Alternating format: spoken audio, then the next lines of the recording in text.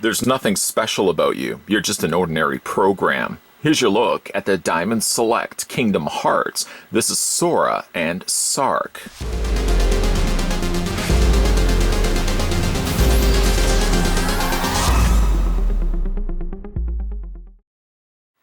Joining along with the Goofy and Tron that we've already had a look at in the previous review, this is based on the hit video game series and comes to us from this Series 3 of Kingdom Hearts Select Figures.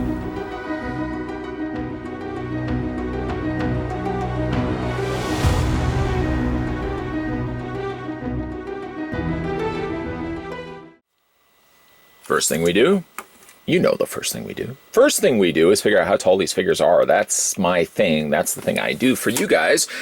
Sora stands 6.2 inches in height. Not bad. Switching out over to centimeters, almost 16 centimeters is treated to you, but instead it's 15.8, just a little short of 16. Let's go ahead and do Sark next and switch that over 2 inches. There we go. Right to the very top of his head it goes. Right to the very top of his head it stops. And stopping the tape measure right to the very top of Sark's head, you're looking at a figure that's 6.8 inches in height. Yeah, a little bit taller, isn't it? And switching that over to centimeters once again, post-haste, I provide you, the members of the mob, the dimensions of 17.3 centimeters tall for the evil Sark over there. Unlike Goofy and Tron that we already had a look at that had no accessories, at the very least, Sora and Sark come with accessories. Well, at least we can focus our attention here. Sora does come included with the Photon Debugger, a variation of the Keyblade, a nice representation of the one he has in the game, a nice, like I said, great coloring. It's got some nice exquisite purple here. The main coloring seems to be kind of like a dark gunmetal gray. Decked out with that is the trimming in blue, some nice silver, and some exquisite violet purple. I love this color scheme. It does fit into Sora's hands, but it does involve one thing I had to actually do. It seems like the plastic that they molded the hands with, I don't know, deliberately, intentionally, but the thumb is fused to the 4 fingers. So what I ended up having to do to get Sora to hold the Photon Debugger, I actually had to just take a little knife, just make a little incision, separate the thumb from the rest of the family of 4 fingers. And then once that's out of the way, then you can take the variation of the Keyblade. We'll just go ahead and attach that into Sora's hands. And it just has to involve prying the thumb. The thumb is always kind of the thing that gets in the way of things. You may have to pry that back just a little bit. Let's put it this way. Just again, pry the fingers away from themselves. I mean, I guess on one end, it's a pain in the butt to get the hand looped through without the thumb becoming a nuisance. On the other end of it, on the other hand, if I can, it does make things at least a little bit more of a stronger grip than if they gave you like a relaxed hand. I wasn't struggling so much getting this in his hand prior to the recording of this video. Anyways, there it is. The hand is attached, wedged in there, but it did involve me, like I said, taking a knife once again and just prying away, just cutting away a little bit of that plastic. That's the only weapon that comes included, or I should say the only accessory that comes included with this set. And I'm trying to think in my mind, what could possibly have come with Sark? It's been a while, granted, since I've watched the original 80s classic Tron, which, if you ask me, far too long. But I'm trying to think of, other than maybe an identity disc, what else would he have included with? Probably an oversized version of himself. That would be ridiculous. But let's bring in some of the other figures that we had a look at, still sticking with the Tron motif. There's Goofy. We can put Goofy over there. And then the other figure that we also had a look at was Tron. Now, while these are great, outstanding looking figures, once again, well done to Diamond Select. I have to honestly come clean about something. As much as I have really loved these Kingdom Hearts figures, these peepers keep focusing my attention over here, being just the neat look of both of these Tron figures. And I'm hoping that we're going to be getting some more Tron figures in the pipeline down the road from the folks over at Diamond Select Toys. But those are the comparisons, if you will, with the other figures that we had a look at. We'll go ahead and move Goofy very gingerly out of the way. Yes, I still haven't fixed his arm. I'm going to have to get some glue. Glue? What are you talking about? Check out the previous review. We're also going to move Tron out of the way. I think we'll probably end up revisiting those characters at some point in this review. Let's first have a look at Sora. I guess I could probably even, for all that effort I made into getting it into the hand, probably just take the weapon out of his hand for the time being. Having a look at the figure, though, really a nice representation of Sora from the game. Of course, decked out in the Tron color scheme and patterning. And it looks really quite good on the character and on the figure, I might also add. This one does have peg holes on the undersides of his feet. Although I do notice that these are awfully small pegs. I'm wondering if I could. Let me just reach off camera. I just so happen to have a clear display stand. It's almost like I planned these things. Yeah, they do take a standard peg size, if you will, for these display stands. This is, of course, one that came with NECA, so it's probably not the great comparison to use. But they do seem to use the exact same peg holes. That's good. When I want to display these figures, I don't want to just display them. That was dramatically presented there. I don't want to just display them as museum figures. I'd like to actually have them in maybe walking poses, for example. I always like putting my figures in walking poses. And when I'm able to pull off such a feat by using peg holes on the undersides of their feet, that's an opportunity I'm going to take. For the head sculpt, it's a nice, again, representation of Sora. A very different type of costuming for this character. And again, it works really well. Keeping to the same kind of gray palettes, the grayscale that Goofy also represented. Let's just bring him in once again. I kind of had a sneaking suspicion I was probably going to bring those guys back in again. But you can see how they both represent the blue banding, the blue panel lining that they got represented amongst the otherwise dark colors of the gray and the black. The Sora does get a little bit more of the black color scheme, whereas Goofy kind of still kept to more the Tron style of that very bland looking gray, but it ends up working so much better in the movie and also in these figures. Bland gray, of all things, ends up being like exceptional on these figures. We'll move Goofy out of the way here. The big baggy pants are still represented here on Sora, as well as the larger elongated, much bigger sized shoes. I don't even know what shoe size that would be. But again, really nice overall looking figure. It's one of those figures where I enjoy turning it. Periodically, you may even see these in these reviews, where if you find for a strange moment that this reviewer, this humbled reviewer, is doing a lot of turning. And that's because I'm just admiring like the different profiles and different angles that you can get these figures in. Sora has definitely one of those angle approachable views where, like, looking at it from all different angles, it's just a figure that really is a nice looking figure. Nicely sculpted, the face is really good, the paint is really clean, and again, I really don't have any issues with these figures. This is not a figure like Goofy that has real problems with very small limbs. Sora, granted, yes, does have very small elbows, but at least it's not the sort of issues that Goofy had. At least Sora has larger pegs for the shoulders. Let's have a look at the posability here. Like, the head would rotate. I find it is a little stiff on this figure, almost to the point where I can barely move it. So I might even find myself softening up, I think, the ball joint just a little bit. I certainly don't want to cause any damage breaking that off. That would be a bad thing. The arms do move forward and back, but again, like, so much of this figure is stiff. There we go.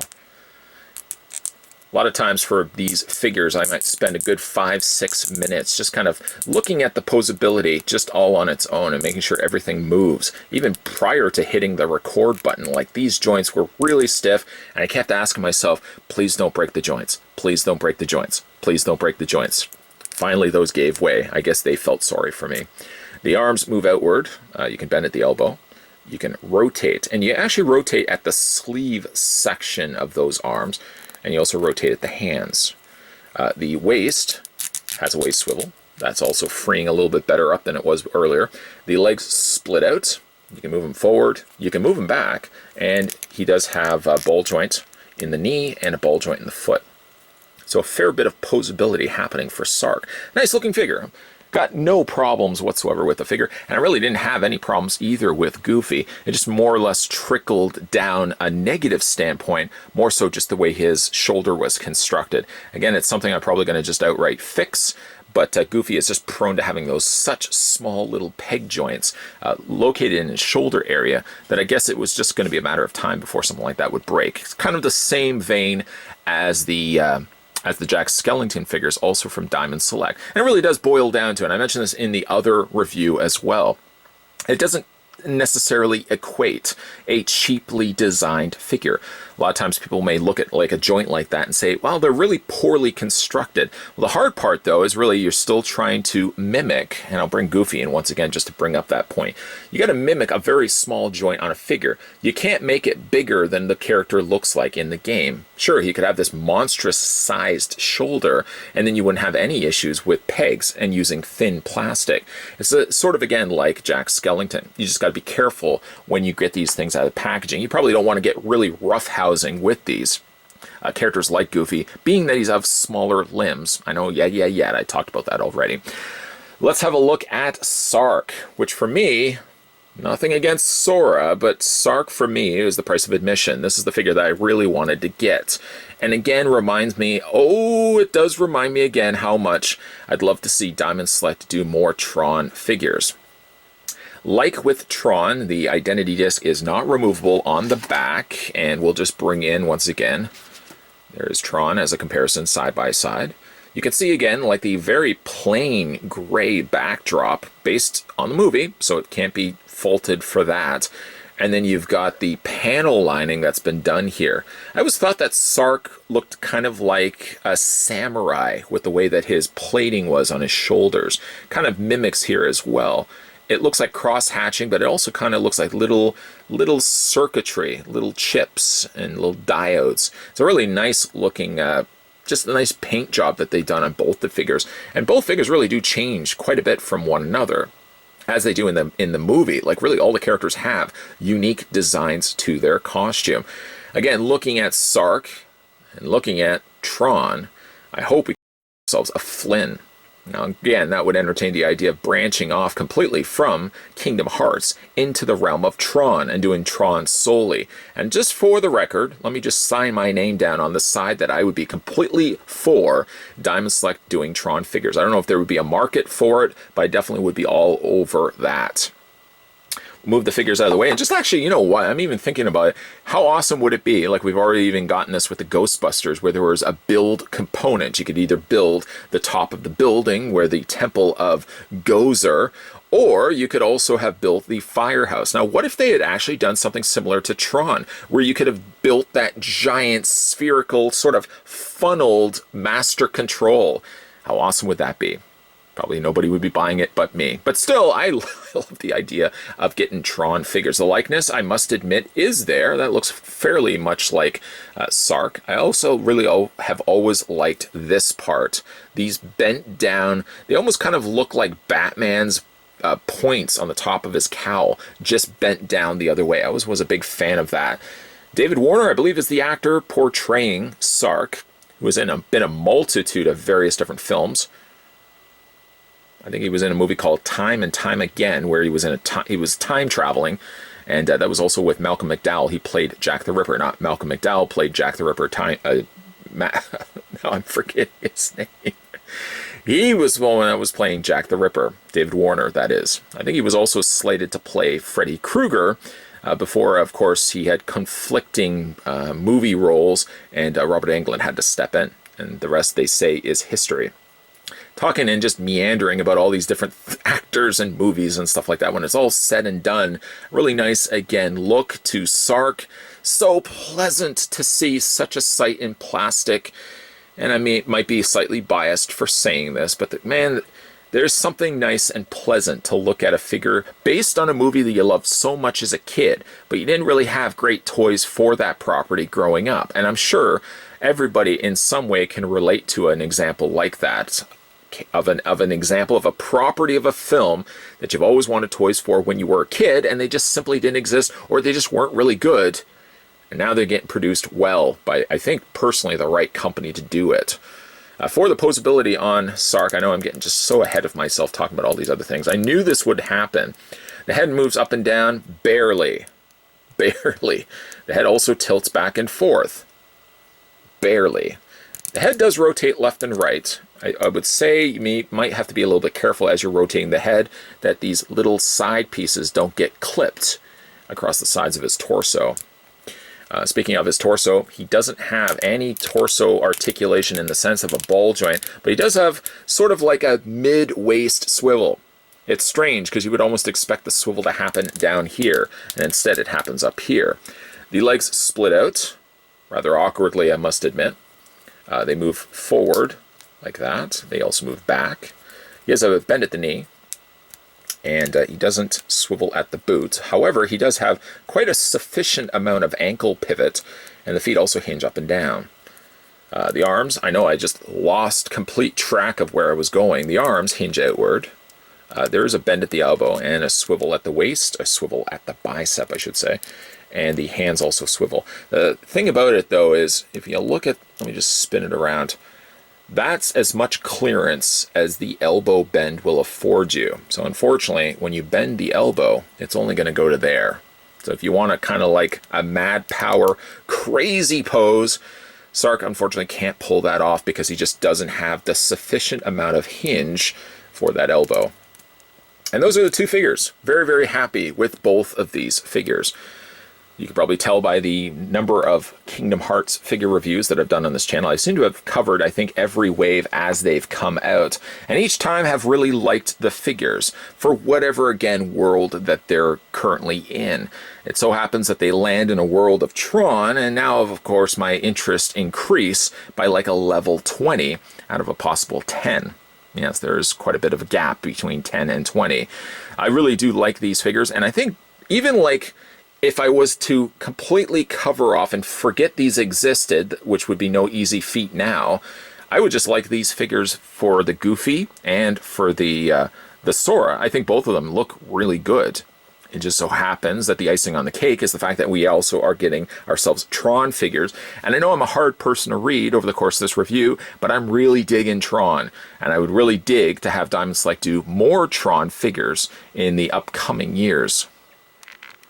Well, both figures did have peg holes on the undersides of their feet.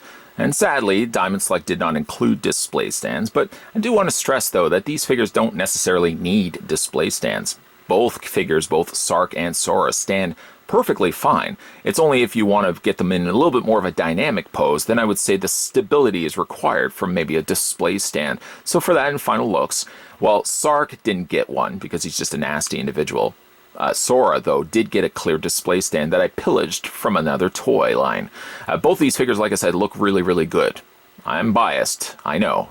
I realized after the fact how so heavily I bombard the Tron figures with praise and talking about how great they are, but they are really great representations of the characters from the film. I know with the Kingdom Hearts property, of course, you're looking at a little bit more cartoonier characters, and Sora definitely looks a little bit more cartoonier versus the realistic look of Sark. But it goes to show, actually, when you look at these two figures, how Diamond Select is able to pull off both realism and cartoon characters. You have both examples here represented with Sora and Sark. Both figures look, like I said, really, really good, and I'm hoping, you probably know where I'm going with this, I'm hoping we're going to be getting some more Tron figures. Okay, I won't say it anymore. Diamond Select, please make some more Tron figures. Okay, that's it. I won't say it anymore. If you guys managed to pick up these figures for yourself, most definitely let me know down below in the comments section what you think of the new Kingdom Hearts Series 3, Sora and Sark. Also, let me know if you're a big Tron fan. I want to find if there's other Tron fans out there. Any big Tron fans? I know I am. Okay, I will stop talking about it. Either way, though, guys, if you are new to this channel or longtime viewers, make sure you do yourself a service and make sure you swing on over to the subscribe button. Make sure you hit the subscribe button, and while you're also at it, head on over next door to the bell notification. Turn that bad boy on so that when future videos are coming onto this channel, you'll never miss out. As always, guys, thanks for watching. I love Tron. Thanks for watching, and I'll see you guys next time.